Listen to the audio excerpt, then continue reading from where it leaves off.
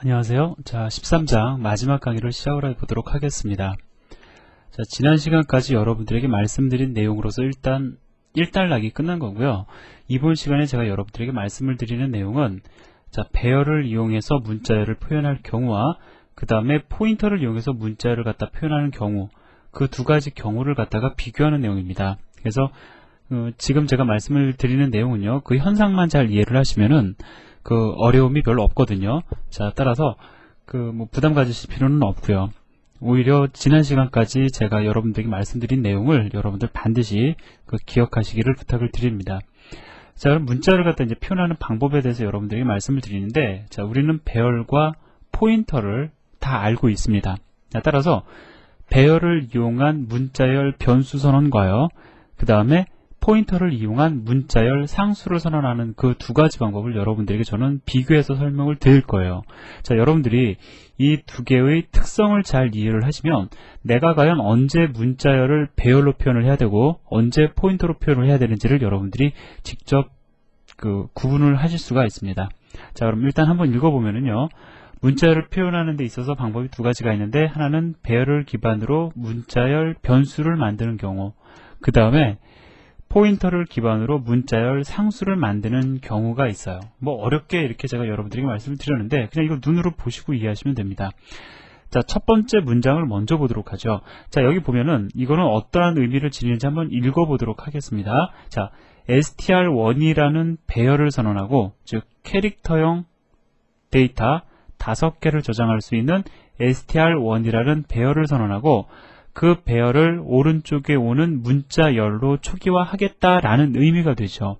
자, 그래서 그냥 눈으로 결과를 갖다가 이해하고 끝내지 마시고요. 제가 지금 말씀을 드리는 그 순서를 한번 따라보세요. 자, 일단은 str1이라는 이름으로 배열을 만들 겁니다. 그죠? 자, 길이가 5인 배열을 만들 거라고요. 자, 길이가 5인 이러한 배열이 형성이 된 다음에, 자, 무엇인가를 가지고 여기를 채워줘야 되겠죠. 초기화해줘야 되겠죠. 그때 바로 대변산자의 오른쪽에 오는 문자열을 참조하게 됩니다. 자, 따라서 문자열의 시작, A로 시작을 하죠. 자, A, B, C, D. 눈에는 보이지 않지만 큰 따옴표로 표현이 되면 문자열이 표현이 되는 건데, 무조건 문자열 끝을 의미하는 널문자가 들어간다 말씀을 드렸죠. 자, 이렇게 해서 배열이 형성이 되는데 얘는 문자열이죠. 예전에 사실 한번 말씀드린 내용인데, 왜 문자열이냐면은 백슬래시 0이라는 자, 이 문자가 들어가기 때문에 얘는 문자열이다라는 겁니다. 자, 그런데 사실 배열은 변수적인 특성을 지니고 있잖아요. 각각의 요소를 갖다가 우리가 변경할 수가 있습니다. 뭐 대표적으로 한번 그 코드를 만들어 보면은요, 예를 들어서 str1이라는 배열이 가지고 있는 그 두 번째 요소의 문자를 뭐 A로 바꾸겠다. 자, 그러면 이 문장에 의해서 배열은 어떻게 바뀌냐면요, 자, 0, 1, 2. 자, 이 위치에 있는 C라는 문자가 무엇으로 바뀌냐면 A로 바뀔 겁니다. 자, 이렇게 배열을 이용해서 여러분들이 문자열을 표현하게 되면은요, 자, 이 문자열은 자체적으로 변수의 특성을 지닙니다. 그래서 우리는 이러한 경우에 str1을 갖다가 배열이자 문자열 변수라고 이야기를 합니다. 자, 그런데요, 이거는 그렇지만, 자, 여기 보면 이러한 선언이 있는데, 자, 이것도 문자열 선언입니다. 문자열 선언인 건 똑같지만은 실제로 처리되는 방법이 조금 틀려요. 자, 얘는 어떻게 처리가 되는지를 제가 조금 말씀을 드릴게요.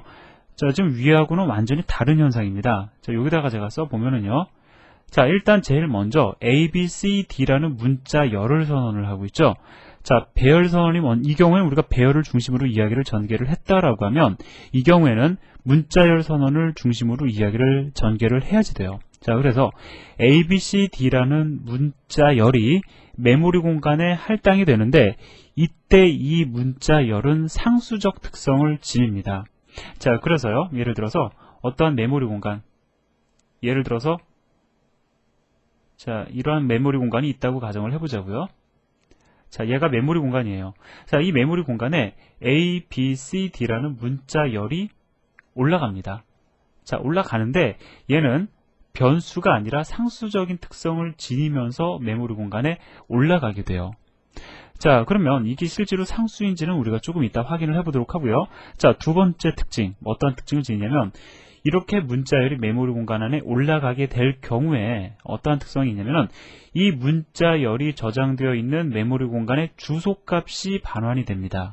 자, 따라서 지금 보면은 str2라는 포인터를 선언하고 있죠. 자, 그럼 str2라는 포인터가 선언이 되는데, 자, 이 str2는 어떠한 값을 지니게 되냐면 abcd라는 문자열이 메모리 공간에 들어가고, 자, 메모리 공간에 들어가고요. 그 반환되는 주소값을 저장하게 될 거다라는 거죠.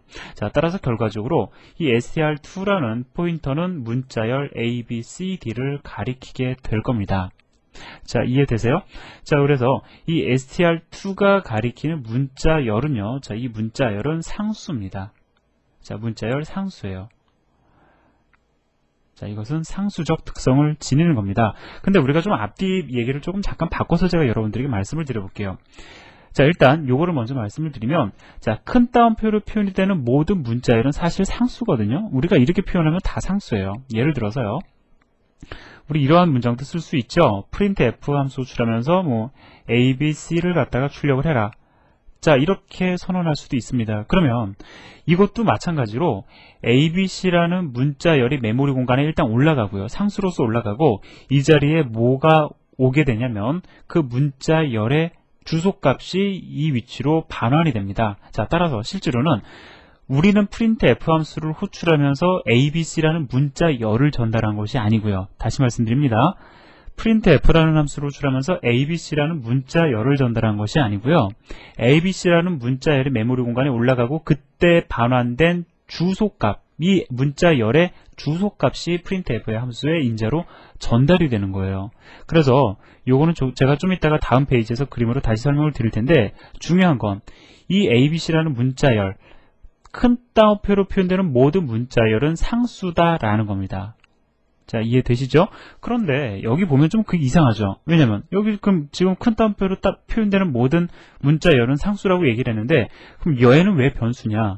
왜 변수냐면요, 이거는 다른 의미를 지니기 때문에 그렇습니다.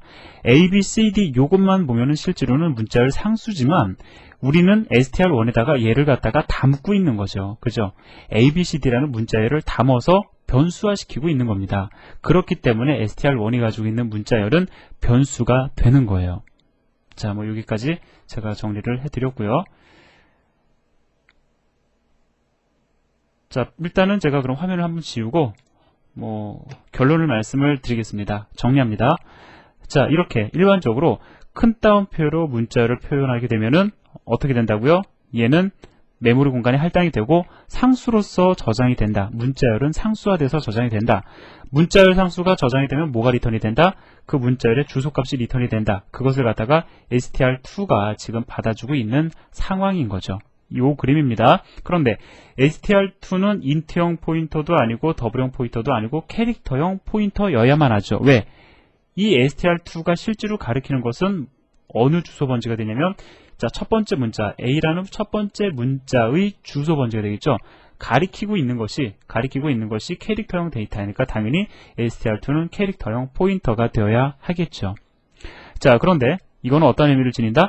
str1이라는 배열을 선언한 다음에 문자열 상수가 지니는, 오른쪽에 있는 문자열 상수가 지니는 문자열을 가지고 초기화한다. 자, 따라서 str1은요 이렇게 배열로 선언이 되어서 변수적 특성을 지닌다라는 겁니다. 자, 뭐 여기까지 이해하시면 사실 다 끝난 거거든요. 그러니까 여러분들은 이제 적절히 활용하실 수 있어야 되는데, 우리가 진도 뒤로 나가면서 혹은 제가 여러분들에게 제시하는 연습 문제를 통해서 아마 여러분들이 많이 활용하시게 될 겁니다. 특히요, 뒤에 가다 보면은 그 문자열 처리하는 것에 관련된 것만 우리가 한 장에 걸쳐서 공부를 하는데 그때 아주 많이 활용하게 될 거라고요. 그러니까 여러분들은 기본적으로 문자열이 표현되는 두 가지 방식에 대해서만 정리를 해두시면 충분합니다. 자, 그럼 예제 한번 같이 보도록 하겠습니다. 제가 미리 가져다 놨는데요. 자, 제가 여러분들에게 말씀을 드리고 싶은 건 뭐냐면, 제가 조금 전에 이렇게 포인터를 통해서 문자열을 갖다 선언하면은 변수가 아니라 상수적 특성을 지닌다라고 제가 말씀을 드렸죠. 그것을 갖다가 한번 확인해 보자라는 겁니다. 자, 그래서요, 이거 제가 그림 다시 그려드릴 필요는 없고, str이라는 배열이 가지고 있는 것을 갖다가 어떠한 방식으로 출력을 하는 거냐면은 문자열 방식으로 출력을 하는 거죠. 자, str2라는 문자열을 출력하고 있습니다. 뭐 둘 다 문자열을 적절히 출력을 할 거라고요. 자, 중요한 건 이겁니다. str1이라는 배열이 가지고 있는 데이터의 0번째 인덱스 요소의 문자를 x로 바꾸려고 합니다. 가능해요. 왜? str1은 배열이기 때문에. 배열은 변수적 특성을 지니죠. 자, 그런데 이 경우에는 에러가 발생을 합니다. 왜? str2라는 포인터가 가리키는 문자열의 0번째 인덱스 요소를 x로 바꾸려고 하면은, 자, 이 경우에는 에러가 발생이 된다라는 거예요. 왜 에러가 발생이 되냐면, 자, 얘는 상수죠. 상수이기 때문에 변경이 불가능합니다. 그래서 에러가 발생이 되는 겁니다. 자, 이거 str2는 포인터인데 왜 배열처럼 사용이 가능하냐? 이거에 대해서 여러분들 의심을 가지시면 안 됩니다. 이걸 잘 이해 못하시면 안 돼요. 왜? 제가 지난 시간까지 열심히 설명드렸던 내용이 이거잖아요. 그죠? 그러면 뭐 복습 삼아서 한번 얘기를 해볼까요? 이거랑 똑같은 문장을 포인터를 통한 접근 방식을 통해서 좀 문장을 바꿔보면 어떻게 될까요? 그 마지막에 내린 공식 str2 플러스 0 포인터 연산이죠. 이 가리키는 메모리 공간에다가 x를 넣어라. 자, 이것도 사실은 같은 문장이 되는 겁니다. 아무튼 이것도 안 되고 이것도 안 된다라는 거죠. 왜? 얘는 상수기 때문에. 반대로 이거는 또 우리가 문장을 달리 어떻게 쓸 수가 있죠? 자, 이거는 str1 플러스 0이라는 자, 이 연산을 통해서 얻게 되는 포인터의 메모리 공간에다가 x를 넣어라. 이 문장하고도 사실 같은 문장이죠. 자, 이거 우리가 지난 시간까지 열심히 공부한 내용이라고요. 그래서 그 결과를 출력을 해주고 있습니다. 자, 따라서 여러분들은 예제를 실행을 하셔서 실제로 이 문장이 오류를 발생을 하는지 안 하는지 자, 그거를 확인하시고 실제로 str2가 가리키는 문자열은 상수구나 라는 것을 여러분들이 확인하시기를 바랍니다. 자, 그 다음에 이제 우리가 얘기할 거는 뭐냐면요. 배열 선언하는 방법 우리가 알고 있죠. 자, 근데 배열의 요소로서 지금까지는 뭐 인트형, 뭐 더블형 이러한 변수들을 배열의 요소로서 지니고 있었는데 포인터를 요소로 지니는 배열도 선언이 가능합니다.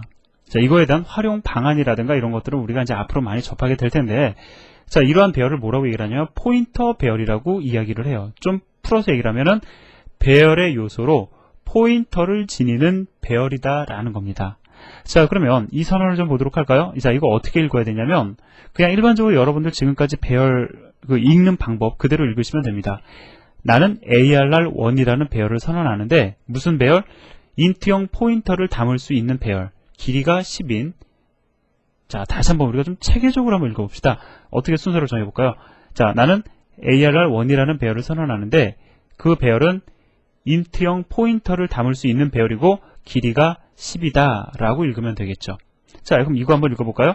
나는 ARR2라는 배열을 선언하는데 그 배열은 더블형 포인터를 저장할 수 있고 자, 더블형 포인터를 요소로 지니고 있고 길이가 20인 배열이다 라고 읽으면 되겠죠. 자, 이거 한번 또 읽어볼까요? 계속 제가 읽어드리는 이유는 아주 그냥 머릿속에 그냥 박히시라고 제가 계속 또 말씀을 드리는 겁니다. 여러분들도 영어 공부하듯이 소리내서 읽어보시기를 바랍니다. 나는 ARR3라는 배열을 선언하는데 얘는 요소로서 캐릭터형 포인터를 지니고 길이가 30이다. 뭐 이제 더 이상 할 얘기 없어요. 그죠? 넘어가서 예제 보도록 하겠습니다. 자, 그러면 일단은 그 배열 선언하는 방법 그 다음에 읽는 방법을 알았으니까 예제를 통해서 여러분들이 특성을 이해를 하시면 됩니다. 자, 보자고요. 이 예제를 실제로 실행을 하면은 A와 B와 C라는 변수가 선언이 되고요. 자, 그 다음에 각각 10과 20과 30으로 초기화가 될 겁니다. 자, 이러한 A, B, C라는 변수가 메모리 공간에 올라간다라는 거죠. 자, 그리고요. 여기 보면은 일단 요 부분만 보세요. 여기 이 부분만 보시기 바랍니다. ARR이라는 이름의 배열을 선언하는데 얘는 요소로서 인트형 포인터를 지녀요. 총 몇 개? 3개를 지닙니다. 자, 따라서 이렇게 ARR0, ARR1, ARR2라는 자, 이러한 ARR 배열을 갖다가 제가 선언을 했는데요. 얘는 무엇을 담을 수 있는 배열이냐면 무엇을 담을 수 있는 요소냐면은 인트형 포인터를 저장할 수 있는 자, 이러한 인트형 포인터를 저장할 수 있는 배열이죠. 얘도 역시 인트형 포인터.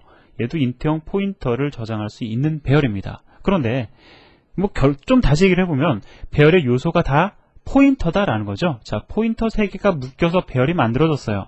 자, 그러면 여기에다가는 무엇을 저장할 수 있냐면은 어떠한 인트형 변수의 주소값을 저장할 수 있겠죠. 왜? 요소가 인트형 포인터이기 때문에. 그죠? 요소가 인트형 포인터이기 때문에 인트형 변수의 주소값을 저장할 수 있을 겁니다. 그래서 초기화 리스트를 보면 자, 각각의 요소들을 A의 주소값, B의 주소값, C의 주소값으로 저장을 해주고 있어요. 그러면 예를 들어서 이 A라는 변수가 저장된 위치가 OX10이고요. 그 다음에 B가 OX20이고, 그 다음에 C가 OX30이다 라고 하면 ARR이라는 배열에 0번째 요소가 지니고 있는 값은 얼마가 됩니까? OX10이 될 거고요.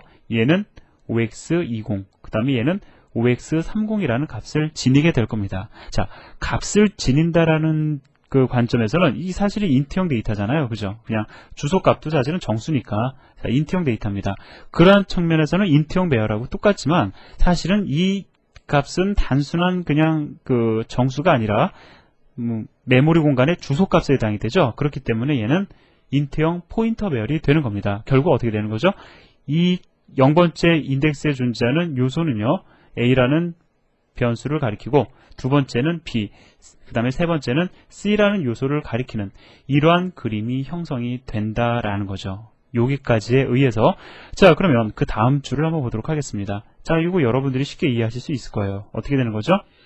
자, 이렇게 선언이 되어 있는데 자, ARR0가 가지고 있는 주소값이 가리키는 메모리 공간을 참조해라. 다시 한번 읽어볼게요.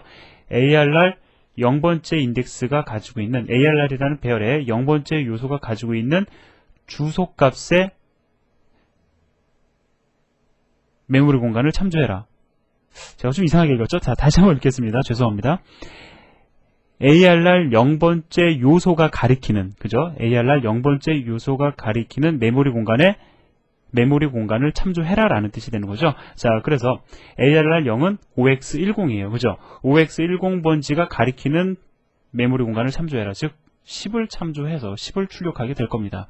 얘는 20, 얘는 30을 출력하게 될 거라고요. 제가 억지로 이거를 갖다 이제 막 읽어 드리려고 하다 보니까 좀 혀가 꼬였는데 이제 여러분들 요 정도 수준은 여러분들이 쉽게 분석하시고 읽고 저보다 더 말을 잘 만드실 수 있으실 거라고 제가 생각을 하고 자, 넘어가도록 하겠습니다. 자, 그 다음에요. 이거는 조금 다른 또 얘기가 되는데 사실은 비슷한 겁니다. 자, 지금 보시면은요. 자, 이러한 선언이 있어요. 이거 그냥 일단 눈으로 그냥 쫙 보시기 바랍니다. 제가 이걸 한 줄로 써도 되는데 좀 너무 길기 때문에 여기는 한 줄로 표현이 되어 있어요. 자, 이렇게 지금 선언이 되어 있는데요. 자, 일단 보시기 바랍니다. 그 다음에 제가 사실 지금까지 충분한 설명을 드렸거든요. 이게 어떠한 형태로 메모리 공간을 차지하게 되는지 실제로 여기서 보면은 배열을 선언하고 있는데 어떠한 형태로 배열이 선언이 될지 잠깐 여러분들 좀 고민해 보시기 바랍니다.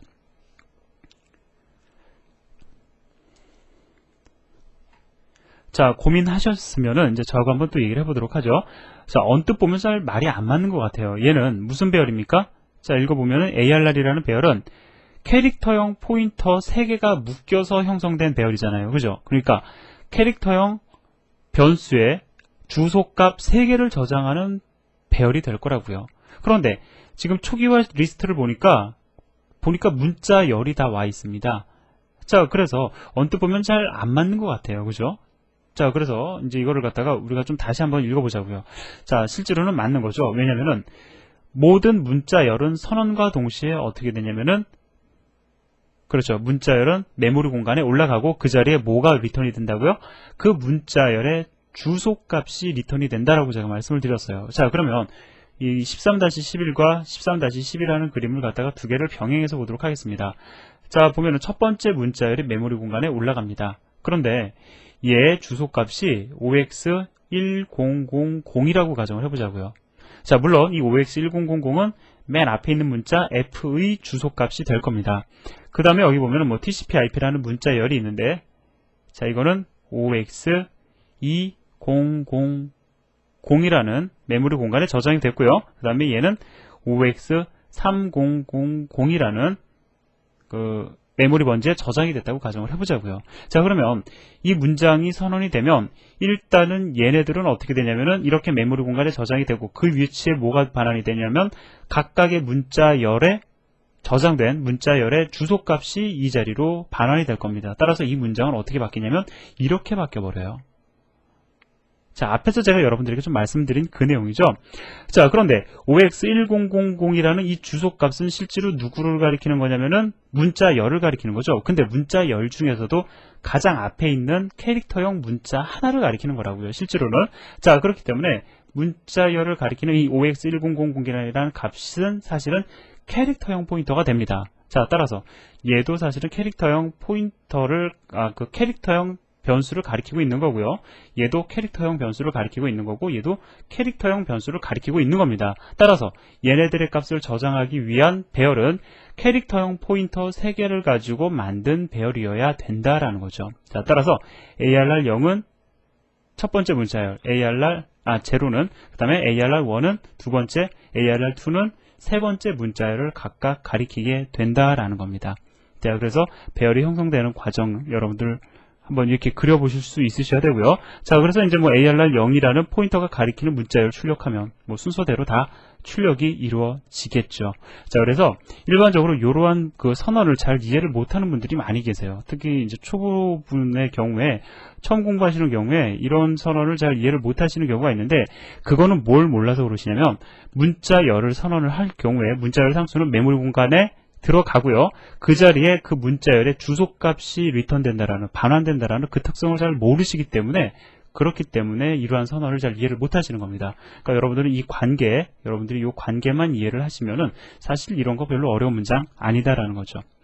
자, 이렇게 해서 좀 제 개인적으로는 어려운 내용이 될 수 있다라고 생각이 드는 13-4장을 공부를 했습니다. 자, 끝났네요.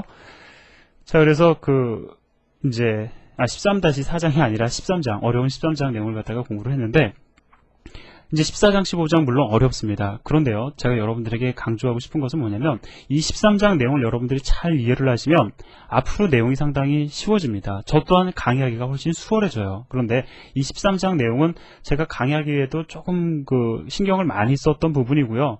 그 다음에 뭐 썼다고 결과가 좋았는지 어땠는지 잘 모르겠습니다만 아무튼 신경이 좀 많이 쓰였고 제가 책을 집필할 때도 가장 신경을 많이 썼던 내용 중에 하나예요.